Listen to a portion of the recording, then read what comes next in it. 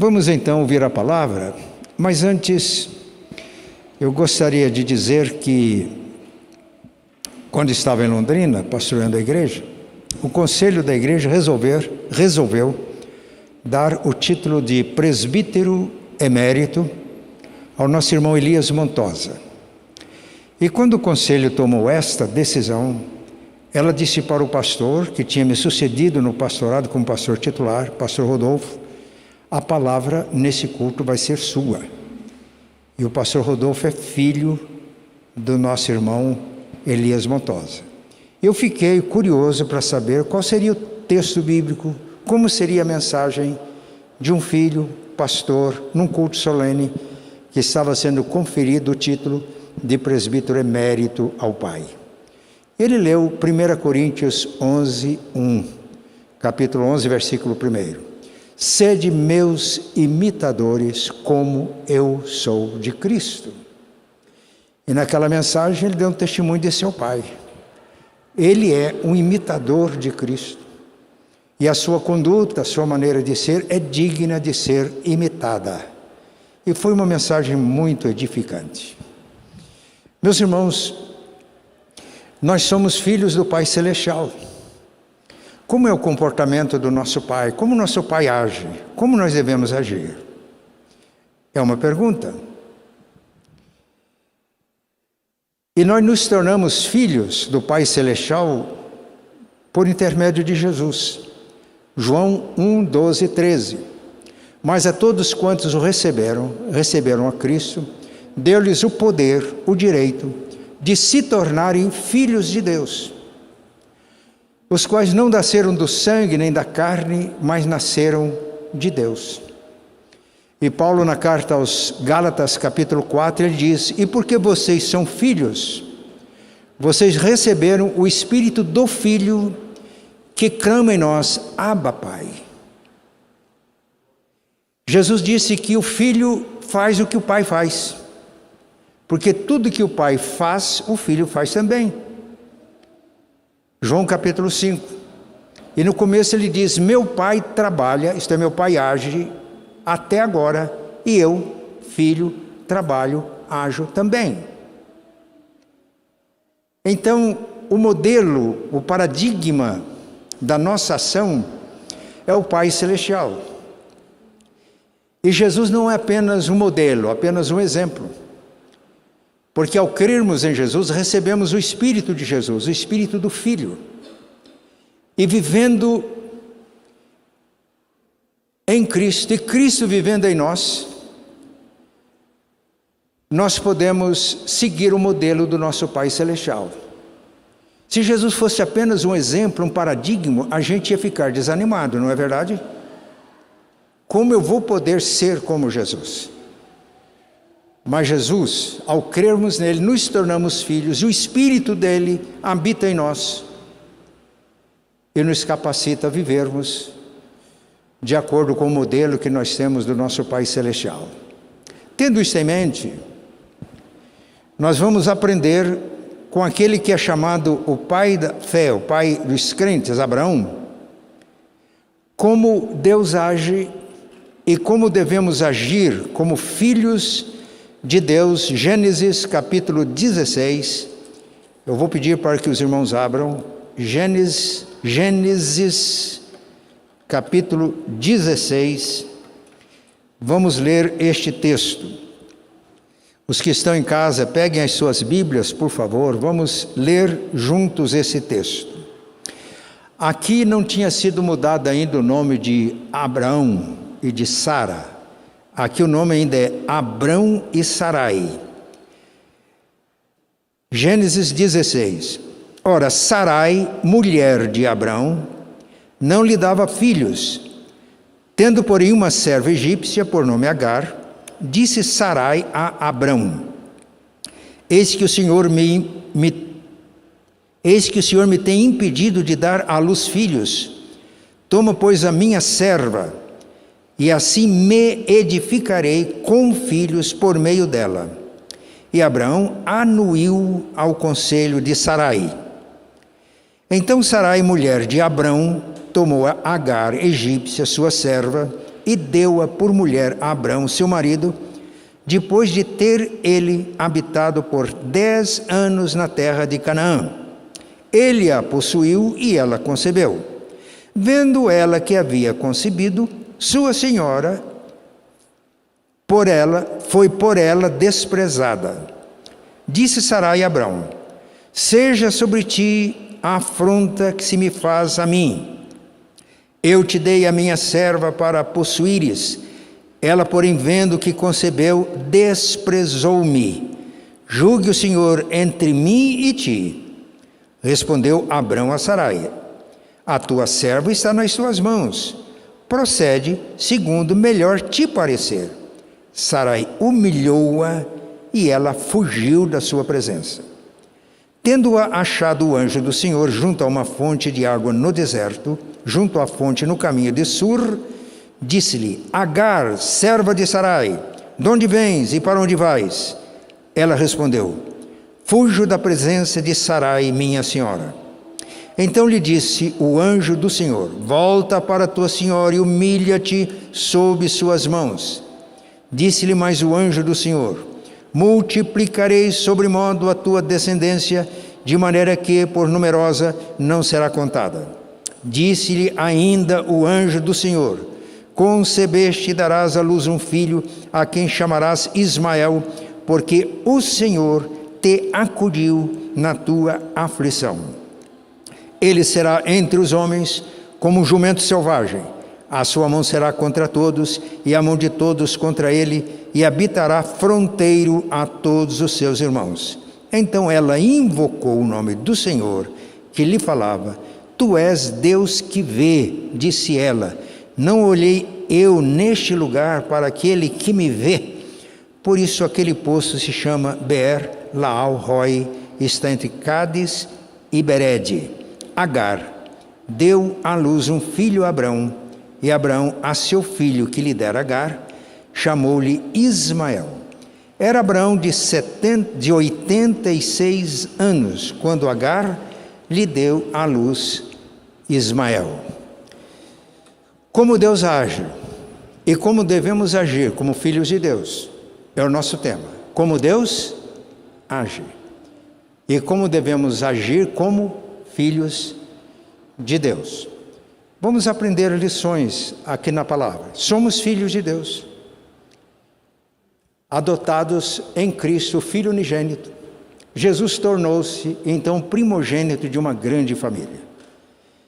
Como segunda pessoa da Trindade, ele é Filho unigênito, mas ele se deu por nós e nos dá o direito de sermos filhos de Deus. Então Jesus é o primogênito dessa grande família, é o nosso irmão mais velho. E eu vou repetir o que já disse: vivendo em Cristo e ele vivendo em nós, nós podemos agir como age o nosso Pai Celestial. E como Deus age? É a pergunta. Como Deus age? Deus age no tempo certo. Vamos prestar atenção na palavra. Quando Abrão chegou a Canaã, ele tinha saído da Mesopotâmia e, obedecendo a Deus, foi para uma terra que ele não conhecia. Ele tinha 75 anos de idade. Gênesis 12, 4.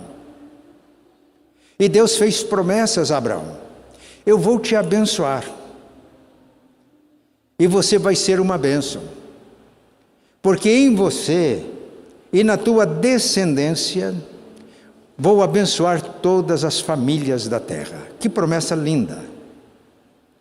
Prometeu ser abençoado por Deus, prometeu uma grande descendência para Abraão, e em Abraão e na descendência de Abraão abençoar todas as famílias da terra, porque com Abraão Deus forma o seu povo. E lendo o Antigo Testamento, os planos de Deus vão se cumprindo, até que as promessas todas se cumprem em Jesus, o Filho de Deus. Paulo, na carta aos Gálatas, diz que Jesus é o descendente. E quando estamos em Cristo, todas as promessas feitas a Abraão, reiteradas no Antigo Testamento, se cumprem para nós. No entanto, havia um problema. Sara não lhe dava nenhum filho. Quantos anos Abraão tinha quando chegou a Canaã? Os irmãos se lembram? Quantos anos? 75. Mas não nascia o filho. Como é que essa promessa vai se cumprir se Deus tinha prometido uma grande geração, uma descendência grande? Já fazia 10 anos que eles tinham chegado a Canaã. 75 mais 10, quantos anos? 85 anos, e não tinha nascido filho. Sara chamou Abraão e disse: vamos resolver esse problema. O Senhor, e foi isso que ela disse, tem me impedido de gerar filhos, mas eu tenho uma escrava, Agar. Eu dou Agar como mulher para você. Você coabita com ela e o filho que nascer dela vai ser nosso. Nós vamos constituir uma família através de Agar, já que Deus não tem permitido que eu gere um filho.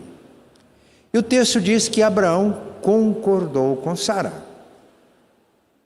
e recebeu Agar, a escrava, como mulher, coabitou com ela e ela concebeu, ficou grávida. Mas aí houve um problema sério. Quando ela percebeu que tinha engravidado, ela desprezou a esposa de Abraão, que era sua patroa. E o problema ficou sério. Vamos voltar a este assunto. Quando Abraão tinha 86 anos de idade, nasceu Isaque. O que aconteceu? Quando ela ficou grávida, Agar, e teve problemas de relacionamento com a sua senhora, ela levou o problema para Abraão. Abraão disse: ela é tua escrava, faça com ela o que você quiser. E ela humilhou, ela tratou Agar de tal maneira que Agar teve que fugir. Mas Deus, que é bondoso, misericordioso, alcançou Agar, falou com ela, abençoou, mas deu a ordem: volte para Sara, humilhe-se diante dela. Então ela voltou, parece que o problema tinha resolvido, nasceu Isaque, tudo certo. Agora já tinha um descendente. No entanto, passaram-se 13 anos. 86 mais 13 dá quanto? 99. Nesse tempo todo parece que Deus estava em silêncio. E fala novamente com Abraão. Agora Abraão. No capítulo 17 muda-se o nome de Abrão para Abraão e de Sarai para Sara. E diz: você vai ter um filho. No capítulo 15, Deus já tinha dito para Abraão que fazia aliança com ele, fez aliança com ele, prometeu uma grande descendência.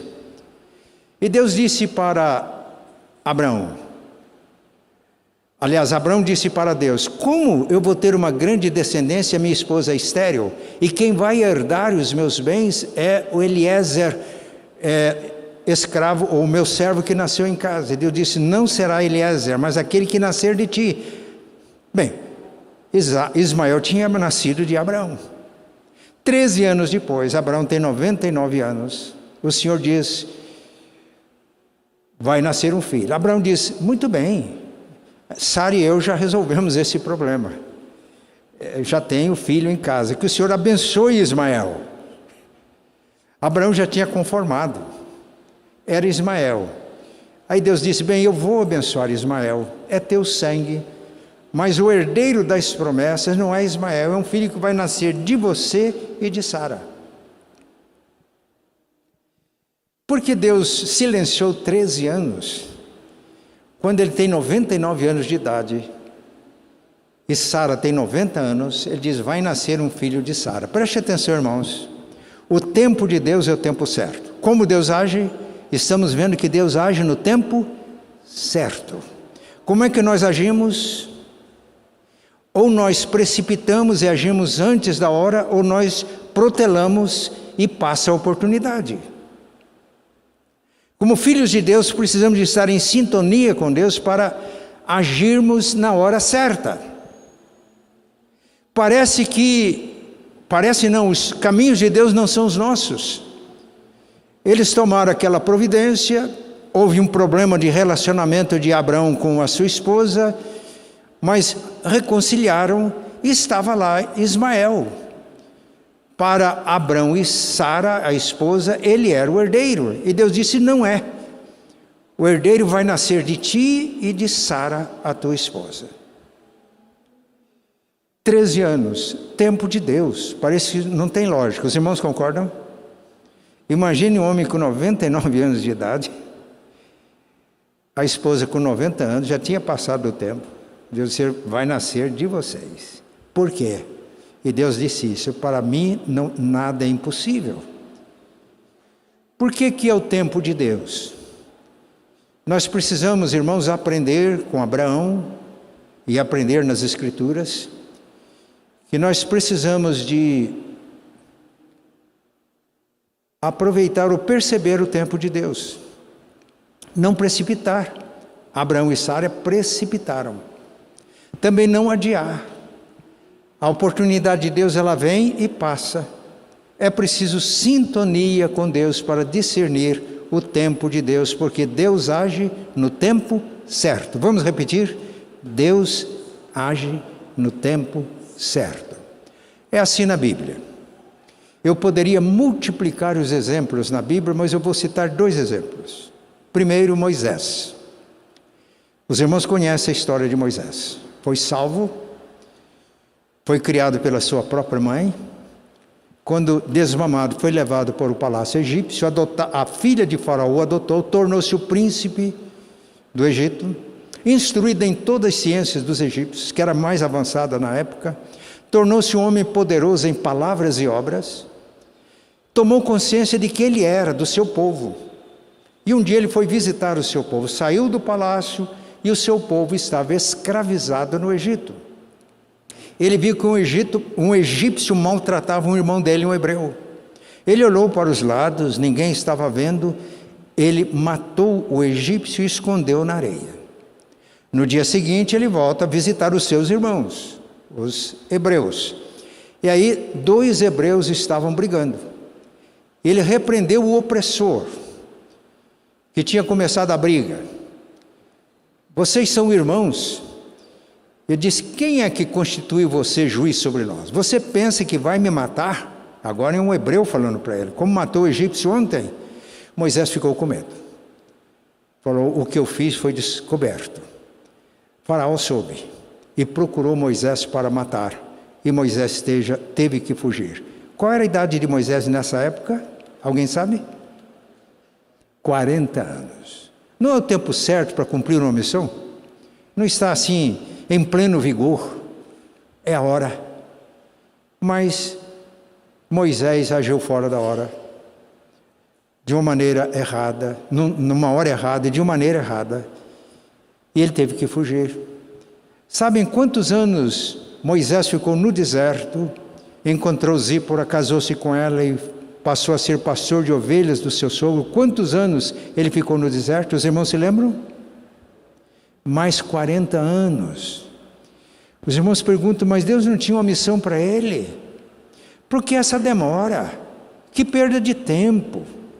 A gente acha que a gente sabe mais do que Deus, não é verdade? Mas Deus age na hora certa. Tempo importante, necessário. Moisés precisava de ser tratado por Deus. Moisés precisava de ficar no ponto certo para servir a Deus. E foi 40 anos de seminário, preparo para o ministério dele, no deserto, pastoreando ovelhas. Ele precisava daquilo. Para nós é uma perda de tempo, para Deus não. É o tempo certo, é a pedagogia de Deus, é assim que Deus age. Quando Moisés tem 80 anos, Deus aparece para ele e chama para libertar o seu povo do cativeiro egípcio. Moisés diz, Senhor, ele não se sentiu, depois de 40 anos de preparo, 40 anos de treinamento no palácio, 40 anos no deserto, ele não se sentiu à altura da missão. Então ele estava chegando no ponto. Aos 40 anos ele achou que podia. Agora ele chegou à conclusão que ele não podia. E é nesse ponto que podemos ser agente nas mãos de Deus para cumprir a missão que Ele tem para nós. Porque quando Moisés chegou à conclusão que ele não podia, Deus nem sempre chama os capazes, mas Deus capacita os chamados, e Deus o enviou com 80 anos de idade. Não é um absurdo? Imagina alguém começar uma missão com 80 anos de idade, não é fora da razão? Por isso que muitas vezes, à semelhança de Abraão, a gente precipita, ou a gente adia as coisas, passa da hora. Deus age sempre no tempo certo. Vamos repetir? Deus age sempre no tempo certo. Bem, agora 40 anos Moisés vai cumprir a sua missão. Se os irmãos lerem os livros de Êxodo, Levítico, Números e Deuteronômio, vão perceber que a missão de Moisés foi uma missão árdua, difícil. Mas ele foi até o fim. E os irmãos chegam em Deuteronômio, capítulo... eu dou depois o endereço. E diz que Moisés tinha 120 anos de idade. Ele enxergava bem. Eu tiro os óculos, eu não vejo direito os irmãos. Mas com 120 anos de idade ele estava enxergando direitinho, ouvindo com vigor. Porque Moisés aprendeu que o tempo certo é o tempo de Deus. E assim como aconteceu com Abraão e Sara, para Deus nada é impossível. Outro exemplo é de Caleb. Com 40 anos de idade, Caleb foi enviado com mais 11 espias espiar a terra, porque Israel estava para conquistar a terra. Quando voltaram, 10 espias foram incrédulos, e esses espias desanimaram o povo. Apenas 2 permaneceram fiéis, Josué e Caleb. O povo de Israel queria até apedrejar Moisés e esses espias. Deus os livrou.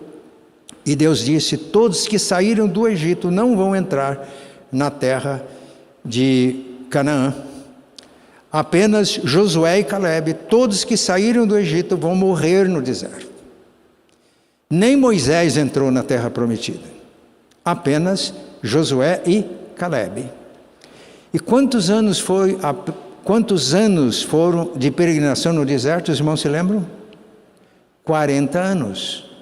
Caleb tinha 40 anos quando foi enviado. Mais 40 anos, quantos anos? 80 anos. E 80 anos vivendo uma situação complicada, porque era aquela peregrinação no deserto. Basta os irmãos ler o livro de Números, vai ver quantos problemas enfrentaram. Só ele e Josué, dos que tinham saído do Egito, só ele e Josué atravessaram o Jordão. Mais 5 anos de guerra. E Caleb era um guerreiro valente, 5 anos lutando pela conquista da terra prometida. Quando chega no ponto, ele chega para Josué e diz: olha, Moisés prometeu que a terra que eu vi, uma terra boa, tem montanhas, tem gigante nas montanhas, que essa terra seria minha.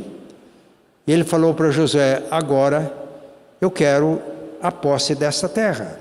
Os gigantes ainda estão lá, mas pela graça de Deus eu vou tirar os gigantes da montanha. Quantos anos tinha Caleb? Quantos? 40 anos de idade quando foi espiar, mais 40 anos no deserto, mais 5 anos de batalha. Quantos anos? 85 anos. E Deus concedeu a graça a Caleb para tirar os gigantes da montanha. Tempo de Deus. Tempo de Deus. Deus age no tempo certo. Vamos repetir? Deus age no tempo certo. Mas além de agir no tempo certo, Deus age de maneira certa. E nós temos que aprender com o nosso Pai Celestial. No tempo certo e de maneira certa. Vamos voltar para Gênesis 16. A esposa de Abraão, Sara, vamos usar a Sara, né? Ela estava insegura, sofrendo. É provável que eles tenham compartilhado o testemunho. Deus prometeu coisas bonitas para nós e uma grande descendência. E as pessoas perguntaram para Sara: mas então cadê o teu filho, o teu primogênito, os outros? Não tinha. E na cultura da época, a mulher que era estéril, ela enfrentava sérios problemas. Era entendido como uma maldição divina. Os irmãos imaginam como Sara se sentia com tudo isso? Ela chegou para Abraão e diz: vamos resolver esse problema?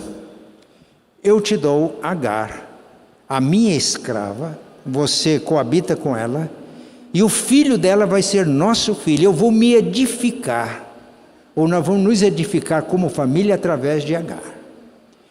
Irmãos, a maneira de agir de Agar estava errada. Ela ia usar Agar para alcançar o seu objetivo.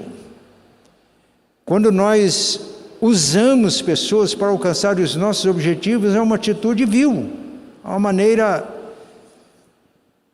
horrível de agir. Principalmente, Sara tinha autoridade, ela era dona de Agar. Mas os filhos de Deus usam o poder que têm para servir as pessoas.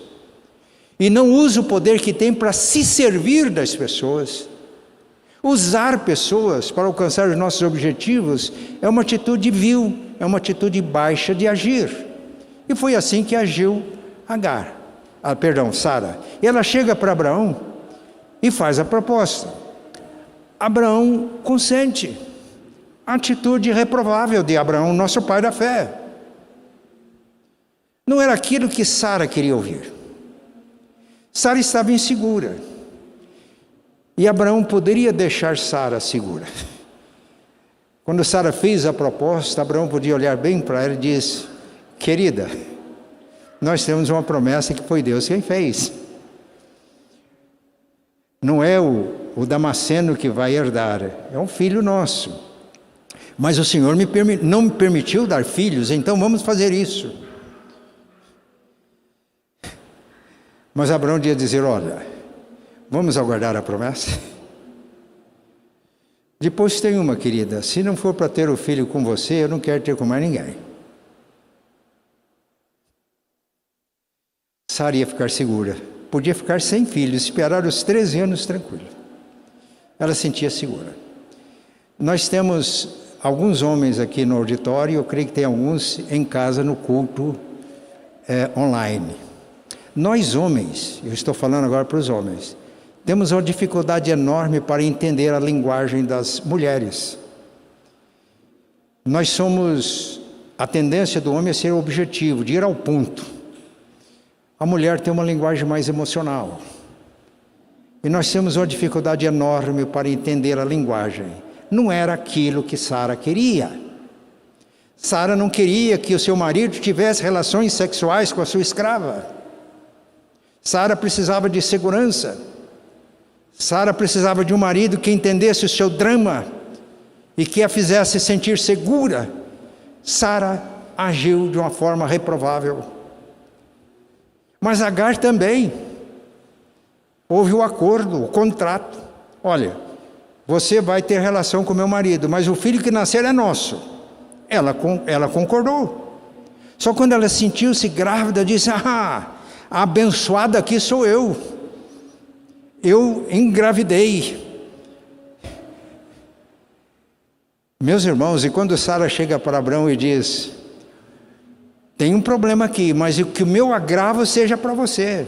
Eu dei a minha escrava como mulher e ela agora me despreza.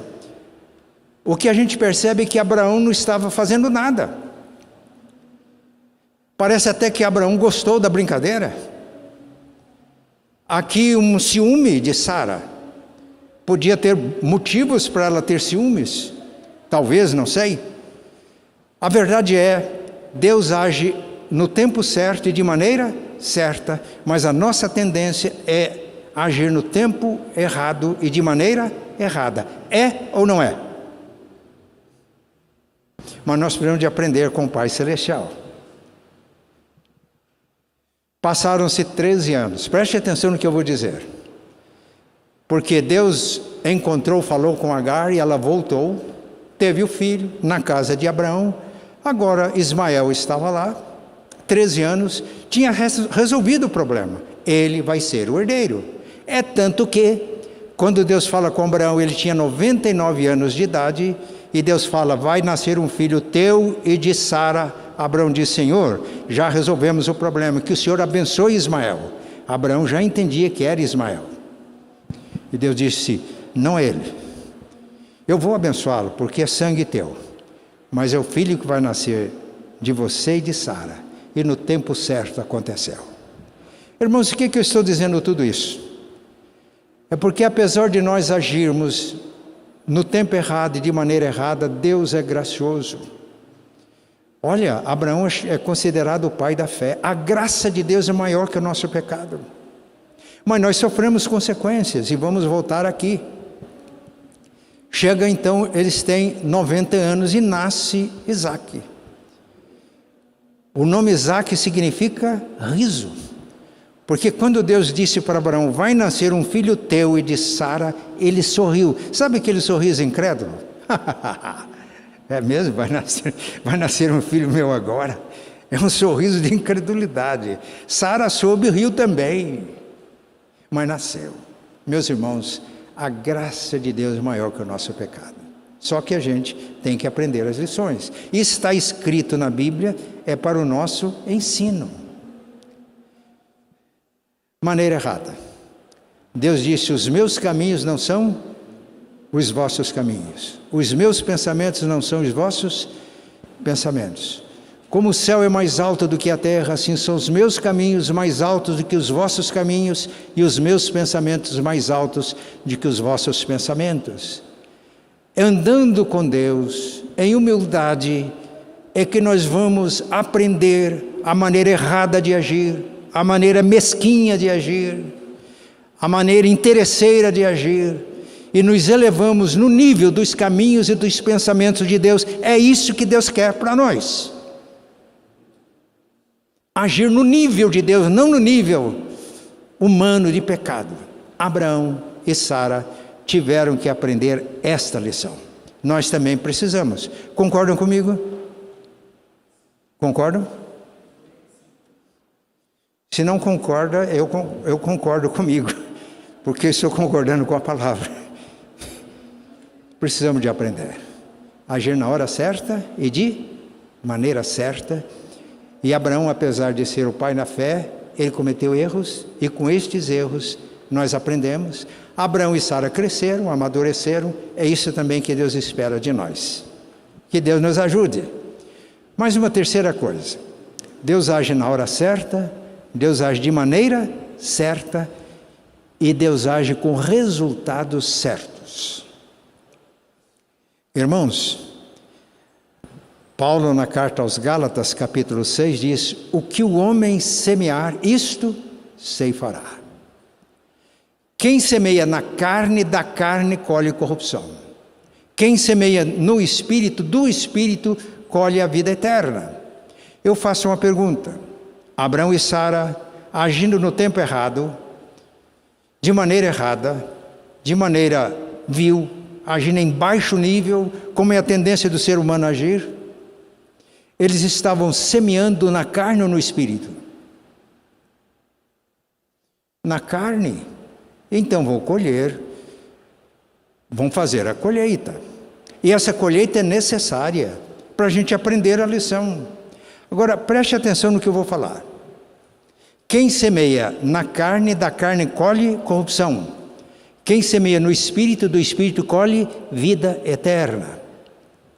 Eu trabalhei na roça até 19 anos de idade. Eu fiz muitas plantações.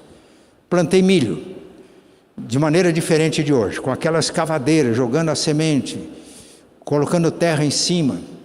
Agora, se eu planto um grão de milho, nasce um pé de milho. Um pé de milho pode dar 1, 2, até 3 espigas. Se dá uma espiga só, pode chegar a 100 grãos. Se eu semeei na carne, de Deus não se brinca, de Deus não se zomba. O que o homem semear, isto ceifará. Se um grão de milho produzir uma espiga com 100, eu preciso de comer os 100 grãos de milho. Estou falando aqui a semeadura na carne, as consequências disso. Agora preste atenção, fiquem tranquilos. Assim como Deus deu a Abraão e Sara forças para suportar todas as consequências dos erros dele, de agir no tempo errado e de maneira errada, quando nós nos humilhamos e queremos aprender, a graça de Deus vai ser suficiente para a gente aceitar o tratamento de Deus, a correção de Deus, a disciplina de Deus, e para nos amadurecermos, para sermos realmente humanos, para termos não apenas o nome, mas o caráter do nosso Pai Celestial, que age no tempo certo e age de maneira certa. Ficou claro isso?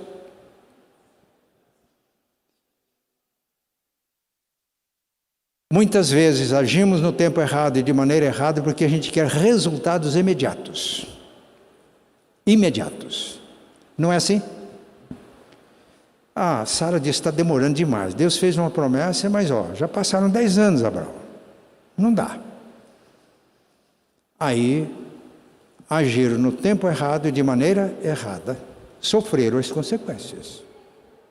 Primeiro, o desentendimento de Abraão e Sara por causa da gravidez. Mas chegou um momento que a situação agravou. Durante os 13 anos estava tudo tranquilo. Ismael vai ser o nosso herdeiro. Mas Deus vai nascer o Isaac. Quando nasceu o Isaac, os irmãos imaginam a situação de Agar e de Ismael? Agora a patroa teve um filho. O que vai ser de nós? Situação complicada. Ficar inseguros.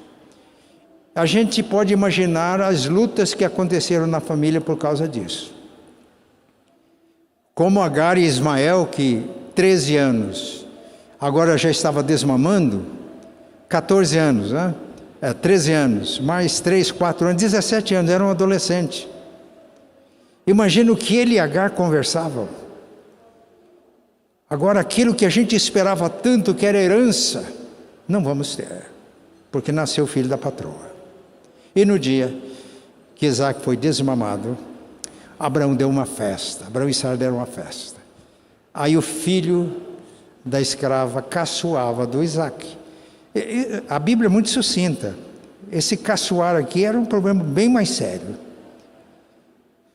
E aí Sara chama Abraão e diz: bota para fora essa escrava, porque ela não vai herdar com meu filho Isaque. Ela valeu até aqui. Eu usei Agar. Eu queria alcançar uma família através dela. Agora veio, ela é descartável. Ela não serve mais. Ela não presta mais. Ela é um estorvo. É um problema nessa casa. Põe para fora essa escrava. Nessa hora Abraão não diz: faz o que você quiser. Abraão sentiu. Era um adolescente de 17 anos. Já imaginaram botar esse menino fora de casa? E Abraão foi orar. Senhor, eu imagino como Abraão estava orando. A gente passa ou não problemas assim nas nossas famílias? Passa ou não? E Abraão diz: atende a tua esposa, porque realmente quem vai herdar é Isaque. E Abraão teve que expulsar Agar e Ismael da sua casa. Colocou uma provisão e ela foi pelo deserto. Acabou a provisão, não tinha água. Ela ficou a uma distância do menino, chorando, e diz: eu não quero ver ele morrer de sede, morrer de fome nesse deserto. Quando Deus mais uma vez intervém, Sara conversa com ela, e tinha uma fonte de água. O Deus que vê, o Deus que atende. E Deus tinha prometido abençoar Ismael. Talvez Agar, na sua aflição, tivesse esquecido disso. Diz: eu vou abençoar. Mas o herdeiro foi Isaque. Irmãos, a graça de Deus é maior que o nosso pecado. Realmente o herdeiro foi Isaque, e o resultado está até hoje, porque Isaque gerou Jacó, os 12 patriarcas, temos toda a história bíblica. Da descendência de Abraão veio Jesus, e aí todas as nações da terra são abençoadas. Essa é a graça de Deus, que usa pessoas falhas como nós. Mas o que é que nós aprendemos com Abraão? Que Abraão nunca se afastou de Deus. O que ele sofreu era consequência do seu erro. Ele humildemente aceitou a correção, aceitou as consequências dos seus erros, e aí Deus o tratou, Deus o preparou para que ele deixasse esse precioso legado para nós. Eu vou encerrar agora, voltando ao início. Eu disse que Deus é o nosso Pai Celestial, e nós nos tornamos filhos dele por intermédio de Jesus, o Filho único. Sendo filhos de Deus, ele enviou o Espírito Santo para habitar em nós. E quando a gente ora, Abba, Pai, não é retórica, mas é o Espírito do Filho, de Jesus, que está em nós e que tem essa intimidade com o Pai. Então agora, quando cremos em Jesus, estamos em Cristo, vivemos nele. Mais do que isso, ele vive em nós. Então nós temos em Cristo os recursos para agir como Deus age, ou agir como filhos de Deus.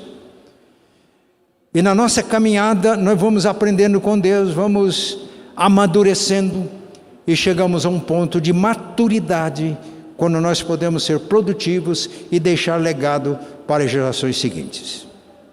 O tema do nosso ano é esse: crescimento em Cristo. Crescimento em Cristo. Seguindo a verdade em amor, crescei em tudo naquele que é a cabeça, Cristo, do qual todo o corpo, bem ajustado pelos ligamentos, pela justa cooperação de cada parte, efetua o seu próprio aumento em amor. Precisamos de amadurecer. A maior necessidade nossa como crente, de nós como igreja, amadurecimento. Os problemas que nós enfrentamos, problemas pessoais, é porque somos imaturos.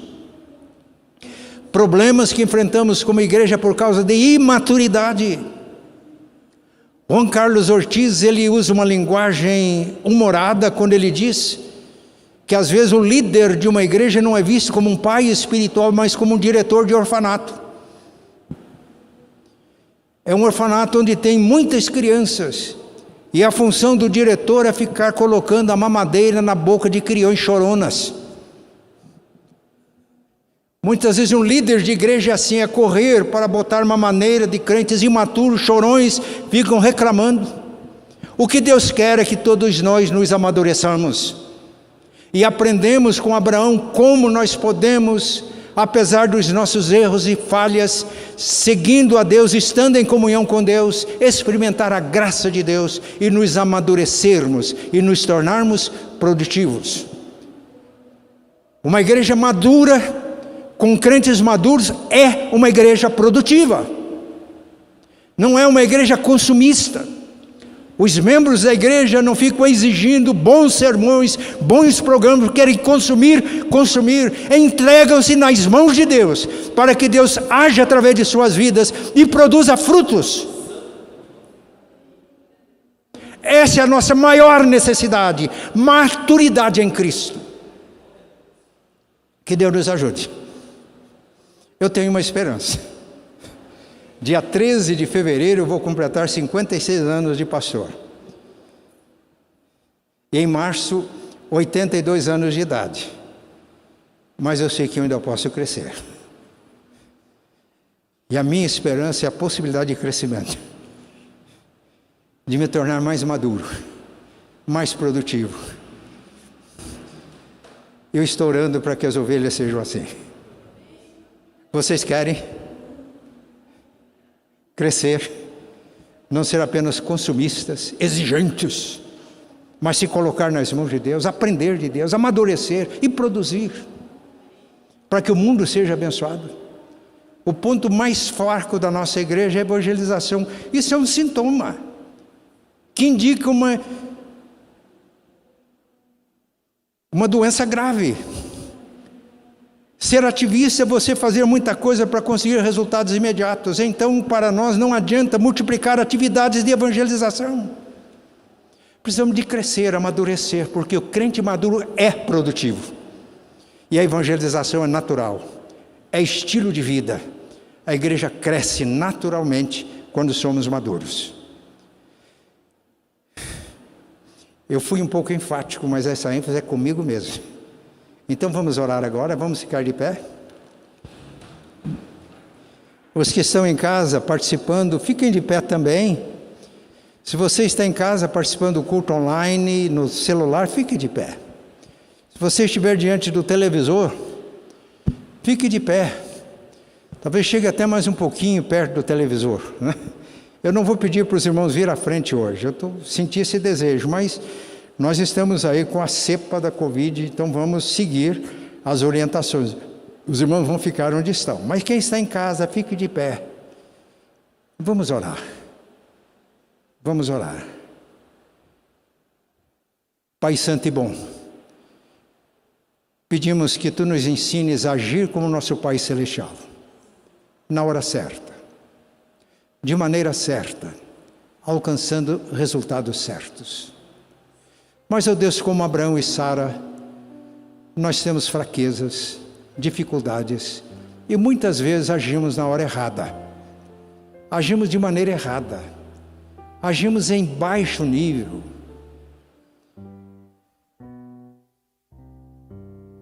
Nós queremos, ó Pai, ser trabalhados pela Tua graça, para amadurecermos, a fim de que alcancemos também resultados certos. Tenhamos um estilo de vida produtivo, que traga glória para o Teu nome. Oramos em nome de Jesus. Amém. E a graça de nosso Senhor e Salvador Jesus, o amor de Deus nosso eterno Pai, a comunhão e a consolação do Espírito Santo, sejam com todos e com todo o povo de Deus, hoje e sempre. Amém.